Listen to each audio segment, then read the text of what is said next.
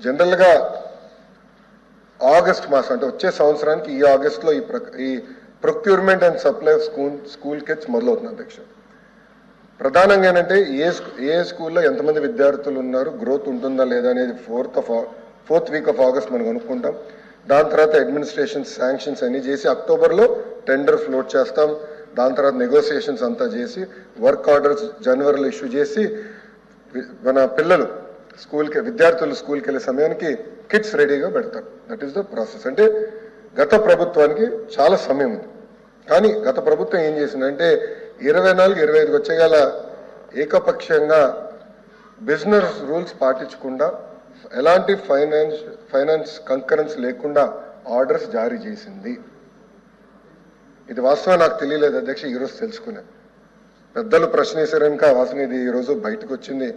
తర్వాత నేను లోపలికి వెళ్తే 1530 రూపాయలు పర్ స్టూడెంట్ ఖర్చు పెట్టేది ఎందుకు 2702 రూపాయలు అయిందంటే అధికారుల దగ్గర నుంచి సరైన సమాధానం అంటే నేనైతే ఆ సమాధానం సంతృప్తి చెందలేదు. అది మ్యాటర్ ఆఫ్ ఫ్యాక్ట్. దాంట్లో భాగంగా షూస్కి వచ్చేగల సైజ్ మిస్ మ్యాచ్ అనేది ఉంది అధ్యక్ష. జనరల్గా పిల్లలు పెరిగే వయసు కనుక కొంచెం మిస్ మ్యాచ్లు ఉంటాయి, కాదని నేను అనట్లేదు. అదే స్కూల్లో కానివ్వండి, మండల్ స్థాయిలో జిల్లా స్థాయిలో రీప్లేస్మెంట్ ఆప్షన్ ఇచ్చాం.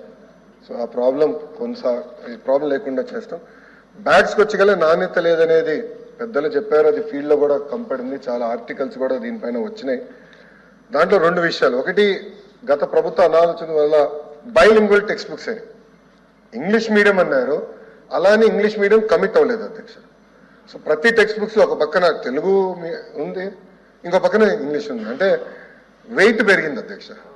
పిల్లలు 10 నుంచి 12 కేజీ కన్నా ఎక్కువ బరువు మోయకూడదు అనేది చాలా క్లియర్ రూల్స్ ఉన్నా దాదాపు 20 కేజీలు మోస్తున్నారు బరువు. దానికి ప్రధానమైన కారణం బైలింగ్వల్ టెక్స్ట్ బుక్స్. సో ఈ బైలింగ్వల్ టెక్స్ట్ బుక్స్ ఏం చేయాలనేది కూడా మేము డిస్కస్ చేస్తున్నాము. అంటే ఎట్లా తీసుకెళ్ళాలి ఇది ముందరికి అనేది మేము డిస్కస్ చేస్తున్నాం అధ్యక్ష.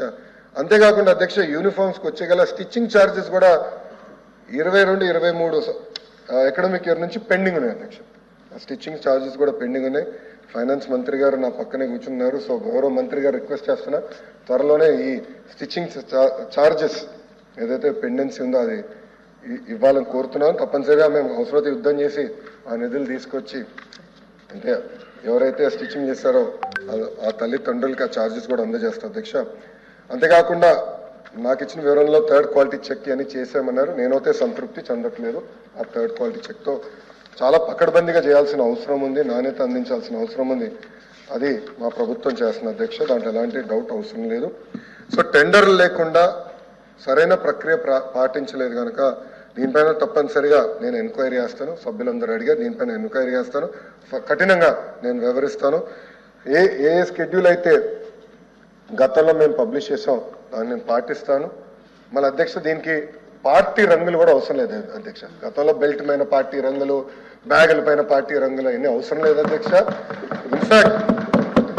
ఇన్ఫాక్ట్ నేను డిపార్ట్మెంట్ని అడిగాను అధ్యక్ష, అసలు స్కూల్ యూనిఫామ్ డిజైన్ ఎలా వస్తుంది, కలర్స్ ఎలా చేయాలి, దానికి డెఫినెట్లీ సైన్స్ ఉంటుంది, మీరు తెలుసుకోండి ముందర, తర్వాత కూర్చుందాం.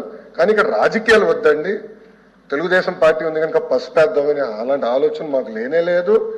విద్యార్థులకి స్మార్ట్గా ఉండేదానికి ఇన్స్పైర్ చేసే విధంగా యూనిఫామ్లు కూడా చేయాలని మేము ఒక ఆలోచనలో ఉన్నాం. అది ఆల్రెడీ నేను దానిపైన డీటెయిల్డ్గా ఒక రిపోర్ట్ కూడా అడుగుతాం జరిగింది అధ్యక్ష. ఇంకా నాడు నేడుకు వచ్చేగల మనం అది గతంలోనే నేను సమాధానం చెప్పా. సెంట్రలైజ్ ప్రొక్యూర్మెంట్ జరిగింది, దాంట్లో అవకతవకలు ఉన్నాయనేది కూడా మీడియా ద్వారా గతంలోనే తెలుసుకుంటాం జరిగింది. ఆల్రెడీ దానిపైన నేను రిపోర్ట్ అడిగాను. బైజూస్ అంటారా కంపెనీ ఎత్తిపోయింది, ఇప్పుడు కంపెనీ ఎన్సిఎల్టీకి వెళ్ళింది. ట్యాబ్స్ ఇచ్చారు అధ్యక్ష.